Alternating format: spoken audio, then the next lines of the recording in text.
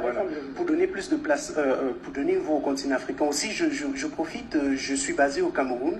Je voudrais savoir quel est votre point de vue sur la situation des droits de l'homme dans la région du Nord-Ouest, de l'arrestation de certains opposants et ainsi de suite. Merci. Bon, premièrement, c'est évident que le Conseil de sécurité a été formé quand le monde était différent. Et notamment, l'Afrique a été une double victime du colonialisme. Premièrement, à cause du colonialisme lui-même. Deuxièmement, parce que les indépendances ont été tellement tardives que beaucoup des institutions internationales étaient déjà largement en fonction quand la plupart des pays africains ont accédé à l'indépendance. Ça veut dire que le poids de l'Afrique, le poids institutionnel de l'Afrique en général dans les institutions internationales ne correspond pas à la réalité africaine d'aujourd'hui.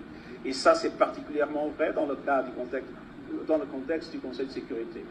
Moi, j'ai toujours dit qu'il n'y aurait pas une réforme complète des Nations Unies sans réforme du Conseil de sécurité, mais nous connaissons aussi les difficultés de cette réforme du Conseil de sécurité.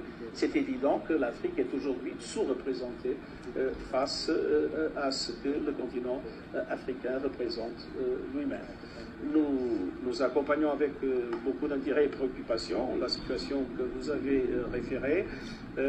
J'ai eu aujourd'hui un dialogue, hier d'ailleurs, un dialogue avec le Premier ministre où on a discuté ces questions et il nous a promis que tout sera fait pour créer des conditions de respect des droits de l'homme et de dialogue pour que la situation puisse se normaliser. C'était le résultat de notre démarche avec le Premier ministre qui était avec nous hier soir.